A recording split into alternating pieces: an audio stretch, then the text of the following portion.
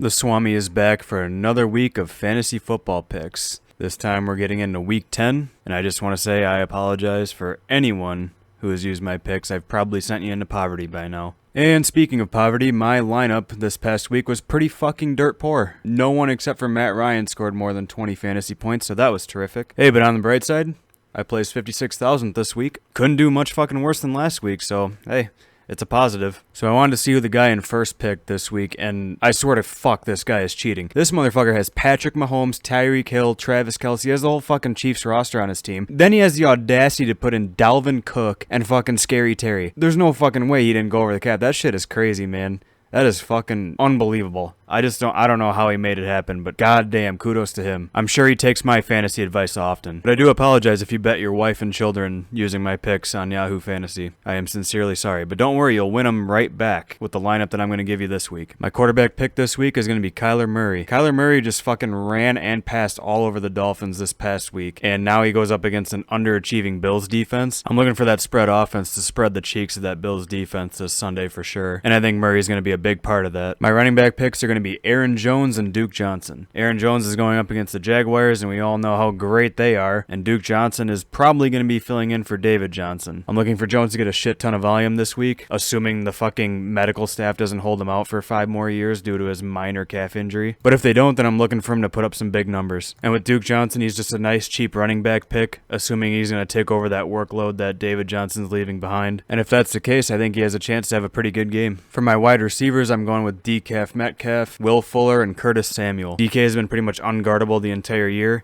In nearly every game he's played, he's put up almost 100 yards, throwing a couple scores in some of those games, and you got yourself a monster. And just based off the way he's played, I don't see him slowing down at all. I'm going with Will Fuller because why not? The dude has scored a touchdown in nearly every game this season, so why not throw him out there? He's basically gifting you a touchdown every week, and he's playing against the Browns. Good shot at extending that touchdown streak. I picked Curtis Samuel because lately, over the last couple weeks, he's been the most productive receiver the Panthers have. And plus, Tampa Bay's run defense is like trying to run through fucking quicksand, so I'm sure they're going to be throwing the ball a lot, which is going to mean more opportunity for him to do some shit. My tight end pick is going to be really fucking risky, and I'm sure I'm going to regret it, and that's going to be Jordan Reed. I know he always runs the risk of being out of the game with a stub toe, a hangnail, or even a dislocated eyelash, but the 49ers need someone to throw to, and the Saints are still shitty against tight ends, so hoping for the best, which will probably be -5 fantasy points. My flex pick is going to be Kalen Ballage. He had a pretty good game last week against the Raiders, and he saw the field quite a bit. This week he's going up against the Dolphins, his former team. I know the Dolphins are sporting a pretty good defense, but I'm picking him anyway because revenge game. I know I fucking flopped on that earlier with Le'Veon Bell, but I'm giving it another go. I'm sure I'm going to regret it. And lastly, for the defense, I'm going with the Detroit Lions. Honestly, I have no faith in them whatsoever, but it was the best pick out of the defenses I had to choose from because Washington's offense is pretty dog shit,